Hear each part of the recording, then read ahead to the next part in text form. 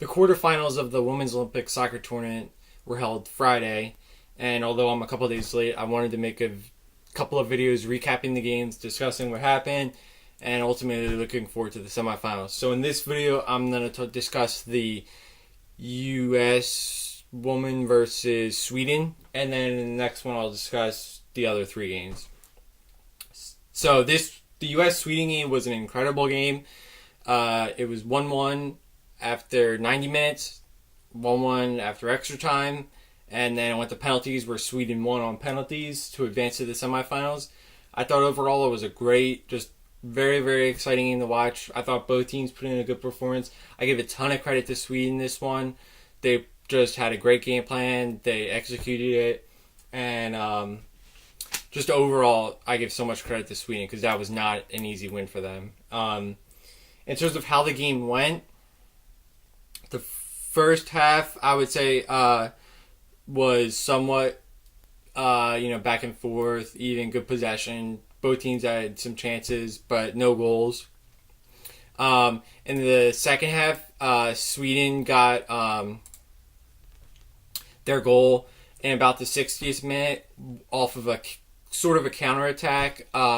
Just an incredibly well-worked goal. Just really solid, crisp passing, right down the field. Good finish. Just a really good goal. And deserving to go up 1-0. They definitely deserve that. And they worked really hard on the defensive side of things the whole game. And that was that sequence where they took possession, made a few quick passes, and then the finish, as I said, you can get a great chance, but you have to finish it, especially against a keeper like Hope Slow. So that was really well worked. And then it went like that a little bit. And then about 15 minutes or so later, the U.S.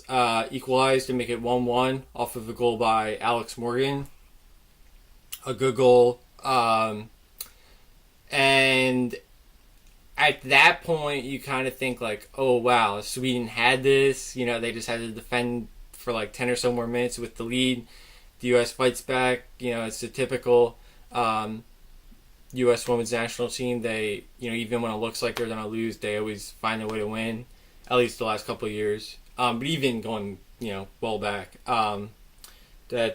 that's one thing. That's one thing that's made them so tough to beat. Not only do they have so much talent, but they really have a good team mentality where you never really feel like they're out of a game, no matter what the score is and who they're playing. So it went into extra time. Extra time was really, really entertaining. It's not golden goal, which is important. I think in the past it used to be golden goal Olympics, which I don't like, to be honest. Golden goal is one of those things where if it goes for your team, you love it, but if it goes against your team, you hate it. And what I always like to do is say, okay, if you don't have a team, if you're not a player, you're not a coach, and you're just a neutral observer, what is the best? And I think that it's no golden goal. I think, soccer is just not a sport that lends itself to a golden goal, in my opinion. It wouldn't matter in this scenario because neither team scored in that half an hour. But it was very interesting because not only were there a lot of chances, but two in particular where Carly Lloyd for the U.S., Tobin Heath set her up.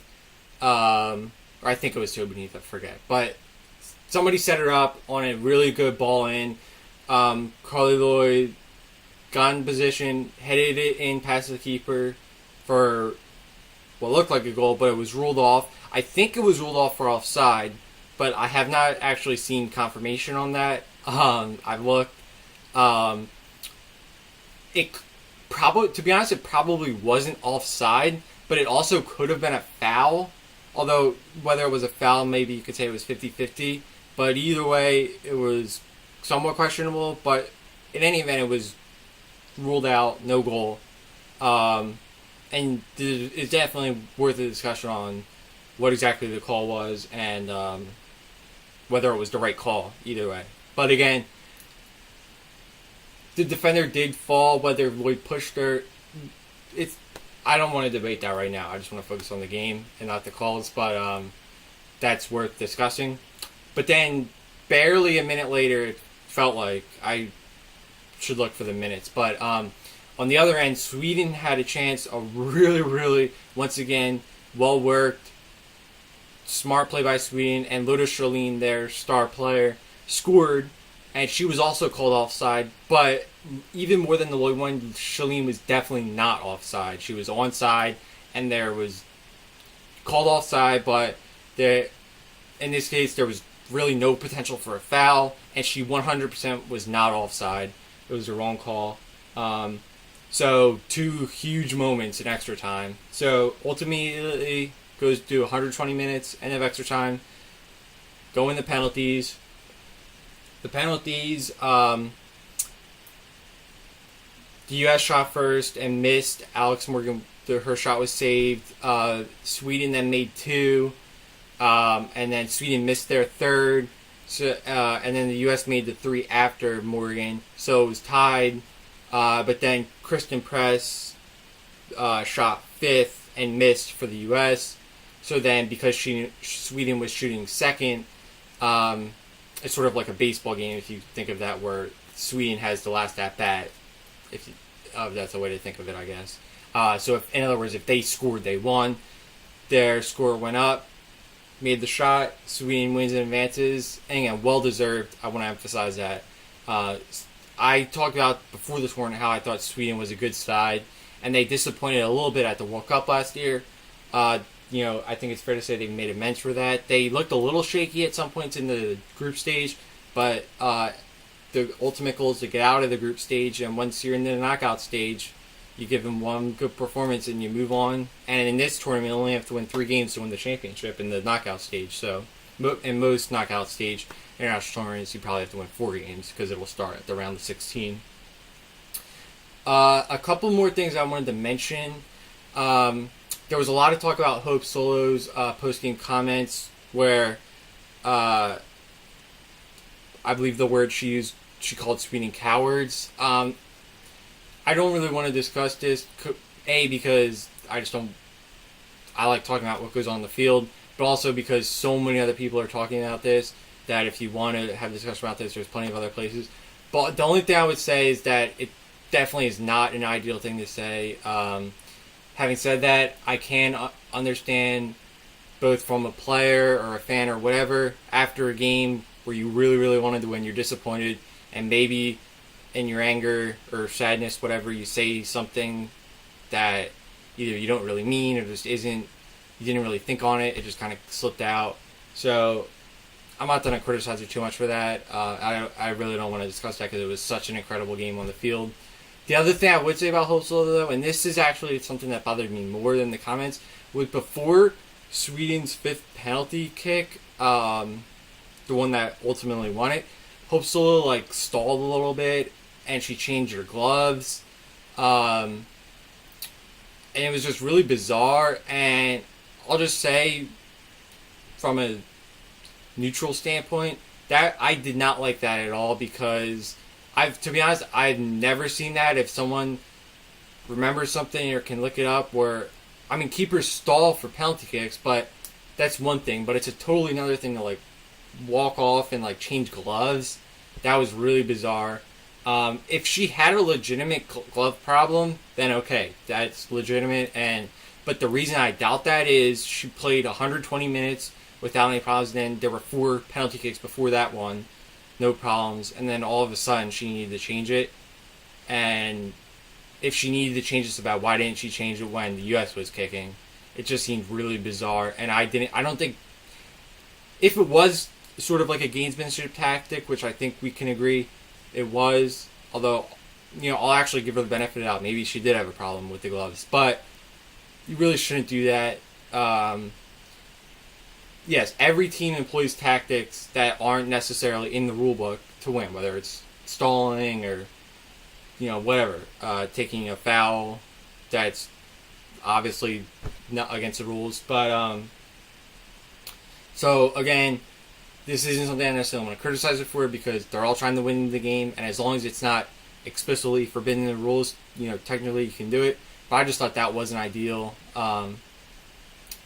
And I've praised Hope Solo a lot in the past. Trust me, she's an incredible goalkeeper. If you watch her, she makes saves that I don't think, if any, barely any other keepers in the world could make. She's really, really incredible. But that wasn't an ideal moment. I wasn't crazy about that. But again, things like that happen. So I don't want it to seem like I'm harping on it. I just wanted to mention it. It was worth mentioning because it was so odd. I thought right before the 5th penalty kick in a knockout stage, just to have that happen was kind of weird. But I'm not like I said, I'm not criticizing her necessarily. I'm just pointing it out, and I want to move on from that. I apologize for taking so much time on that. I just wanted to mention it. But overall, I give a lot of credit to both teams. So much credit to Sweden for it was when you're playing the defending Olympic champ, the team that won the World Cup last year.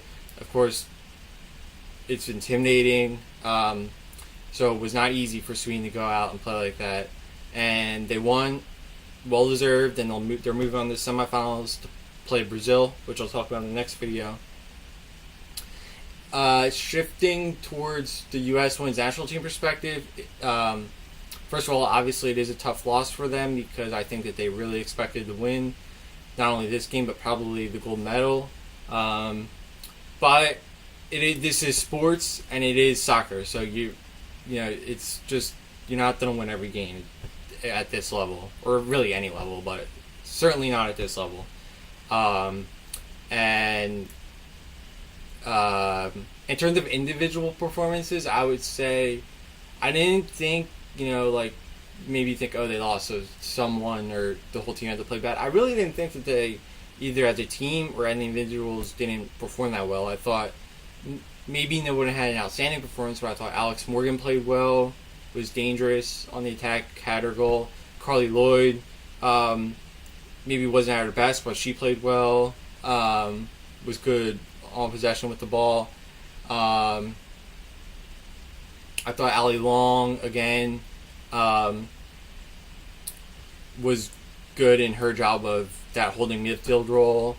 So yeah, I don't think there's really much negatives to talk about in terms of individual players, or really either team. I thought both teams played really well. Like I said, I don't think this was a case of the U.S. playing bad. I think Sweden just had a great game plan. They're well coached by Pia Sundhage, and they have good players, and they wanted to win and they won. So well done to them. And from the U.S., like I said, you're not to win every game, so it was a tough loss for them, but they'll bounce back, and they're still 2012 gold medalists, 2008 gold medalists, and 2015 World Cup champs, so it's not a devastating loss by any stretch. So in the next video, I'll talk about the 3 other quarterfinals and give a brief little preview of the semifinals, which take place tomorrow actually, because I'm a little late making this video. So tomorrow, the 16th, both of the semifinals are tomorrow. Thank you for watching this video, and look out for the next one on the 3 other quarterfinals.